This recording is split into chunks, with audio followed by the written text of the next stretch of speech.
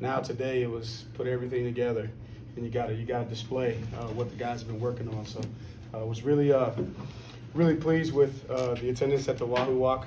That was pretty cool.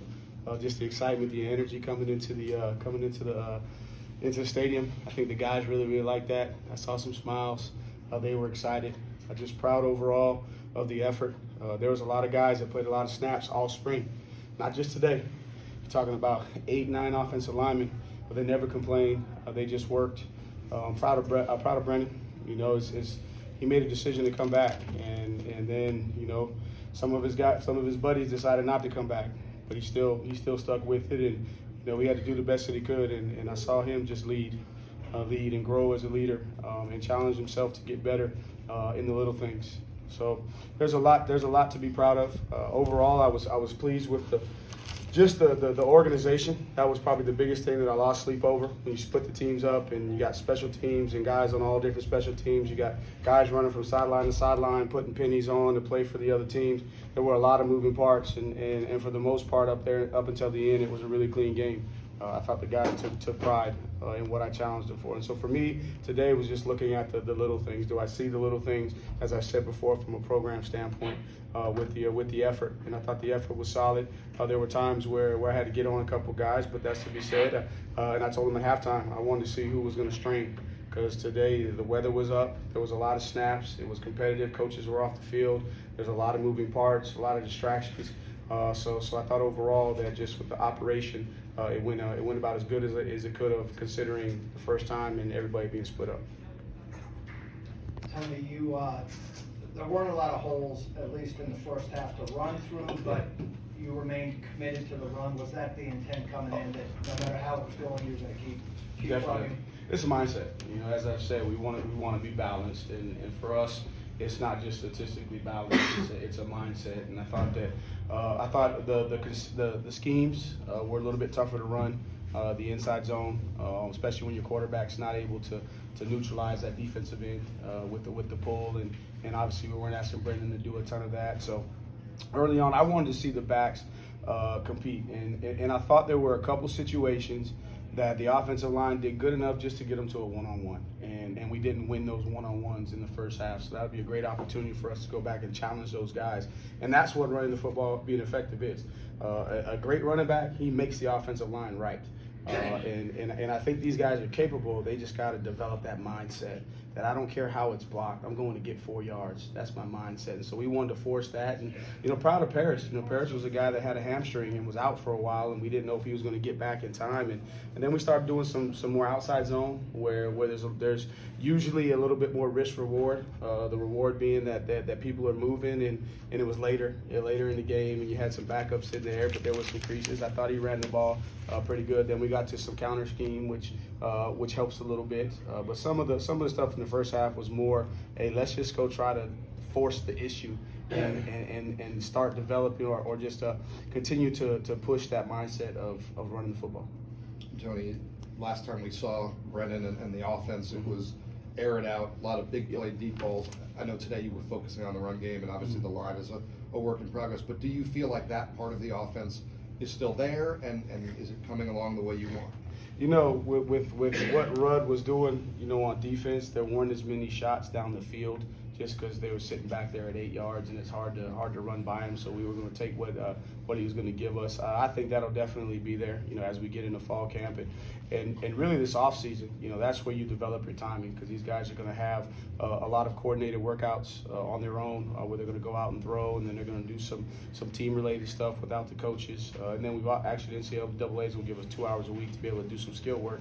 So we'll be able to work on that timing. So I'm not worried about that piece of it. More so for us, the focus was let's establish the run game, and we'll be able to push the ball down the field. And I think with what we do offensively with the play action and the move the pocket, the play pass stuff, it won't necessarily have to just be your traditional throw the fade down the field. We'll be able to move some people, distort some safeties, and be able to throw the ball. Not necessarily 40 yards in the air, but we can put it 20, and then they can run at 20, which is the same thing. Tony, in the first half or first series, you had a pass breakup on 3rd and goal in the end zone. Then a few series later, you get a pick off Brennan on a deflection. seemed to be very few missed tackles in the first half. How would you evaluate not only your frontline defense today, but throughout the spring? Yeah, I thought they were in a good position for the most part. The tight ends had a really good day, so we got some work there. I thought on the outside we were in position, probably a little bit better than some of the seam action where the big plays were coming from. But overall, those guys have, like I said from the beginning, their confidence has come back for the most part. They weren't at full strength because everybody was split up, but it was good to just see those guys go compete. So I thought they were in good position. I thought that Brendan took a chance right there on that one pick. We tried to force that ball because Clay was underneath it. That led to the tip, and then I was proud of the white team, and I was trying to encourage them. But yeah, you gave up a drive down to the 8, but man, you held. You held for 3 points. I mean, that's a victory. You got to celebrate the little victories, and so I was proud of that sequence there. I thought Brennan looked good overall, but there was a couple passes that I thought that he missed target. And you could see playing with different receivers than what he's had all up until this point when you split the teams up. There was a little bit of some miscommunication, some timing from that standpoint. But how about them Young Bucks? Some Young Bucks just got in there and threw it up, huh? They threw it up, and a couple guys made some plays. So I was encouraged to see that. And just kind of following up on that question too, the DBs flashed a lot today, and how would you evaluate the secondary? Cohen King had a couple of pass breakups today. Cohen King is a guy that I challenged a couple of practices ago to tell him that, hey, you need to step up and you need to push yourself. And Clary was another one because again, right now in the situation that we're in, there's depth, but we're playing with 3 safeties. So it might not be competitive depth all the way through. And so those frontline guys got to push themselves a little bit harder if somebody's not behind them to push. But I thought Cohen made strides this spring. Lex Long is a guy that looks like he's becoming more comfortable. I heard him all day getting guys lined up, communicating. So they've really taken to Coach Cox and Coach Rudd just understanding the scheme and the flexibility with the safeties being able to play multiple spots. So that's a group right there they got a little bit of experience, but more so they got some age on them. That could lead us. So that group right there, the wideouts, are really going to have to emerge and lead until we can get some more guys in the trenches to step up.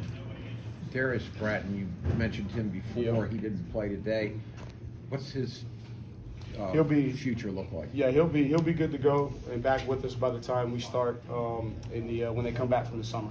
So when they get here in late May, early June, he should be turned loose to rock and roll. And there were a couple of practices when we didn't have the pads on that he was able to get in there and move around a little bit. So I'm excited to see where he is when he gets back. And the same thing, Jonas may be a little bit further behind. We might not get him till we start camp, but I'm anticipating that once we get ready in fall camp, both of those guys will be good to go.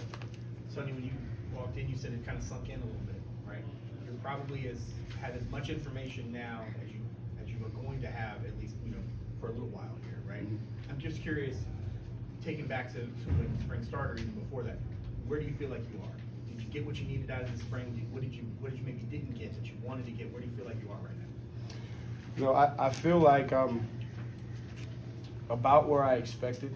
I thought that majority of the guys were going to buy in, but I was still going to have a couple that were skeptical and kind of 1 foot in the water.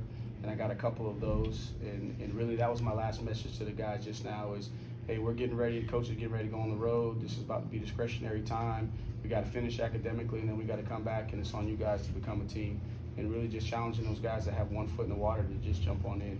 So I'm about where I thought. I'm actually pleased offensive line wise. I was to be able to do what we did today, considering what we had to do to get here, and for those guys to be able to push through, and for Leach to make the progress, for Patterson to make the progress, for Josie to get all those reps, and Justice to get all those reps. I think it's gonna help us. So I'm actually encouraged with where we are from an offensive line standpoint, and then we just got to get a couple of these guys to come in here and help us. Running back, about what I thought. We got to take another step there. Wide out, it's there, but I think it's a different approach. And my style of coaching wide receiver is how I was trained. You coach those guys hard, and Hagan's coaches them hard, but there's a lot more accountability from a program standpoint with those guys. And I really got to see a couple of those guys emerge. if I can get a couple of those guys to just fully get in the water, they got both feet in the water. Sometimes they'll get waist deep, but then they'll go right back up on the steps. So pushing those guys, D-line, I tell you, I'm pleased with where the D-line has progressed to see where Smiley is, considering where he started. Famui being more consistent and wanting to lead compared to when I first showed up here. He was a guy that was 1 foot in. Now I think he's got both feet in the water. Diata, I think that he's got a chance to help us.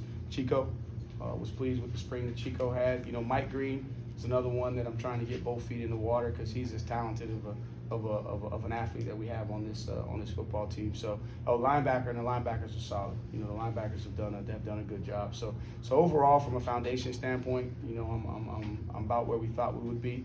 But I also knew going in that we were going to have to make a huge improvement between now and fall camp with the roster management. So we're going to take questions from Mike, Damon, and Nathan, and then we're going to let Coach go to do some autographs for about 15 minutes. We'll start bringing players in. Tony, you've mentioned a few times, you know, your passion for the receiver position, affinity for coaching those guys. 2 guys specifically, Contavian Wicks, can you evaluate his spring, where he's at, what you like and what he needs to do? And then the same for Lavelle. And where's Lavelle physically? Because he looks like maybe not quite all the way there. Correct. You know, Tay, and I've told him this, I mean, he's as good as the guys that I've been around for the last 11 years from a talent standpoint. I mean, he can do it all. He's got the speed, he's got the short area quickness, he's got the natural hands, he's a tough guy. So he's got it all. You know, the biggest thing with him is he was a guy that was 1 foot in the water because he had success, and he knows he's the best one returning. And for me, my coaching style is I'm going at the best one, and I'm coaching the best one harder than anybody else. Because in order for us to be the team that we want to be, the best players got to be the hardest workers. They got to lead every single day. And at first there was a little bit of resistance, but I'm proud of how he's responded. And I've seen that every area of his life is improved, and just in terms of his commitment and engagement in the classroom has improved. He's trying to lead. You know, his body language is a lot better from when we first started. So I'm pleased with his spring, but I think he still has another step that he can take because he has a chance to be as good as the ones that I've been around for the last 11 years, just from a talent standpoint. But he's got to make that commitment that he wants to be the best at everything that he does every single time he steps on the field. And then Lavelle, you know, Lavelle's got the want to. He's got the passion. He's got the desire. I think he's, you know, probably about, if I had to put a number on it, I think he's up there in that 85 to 90%.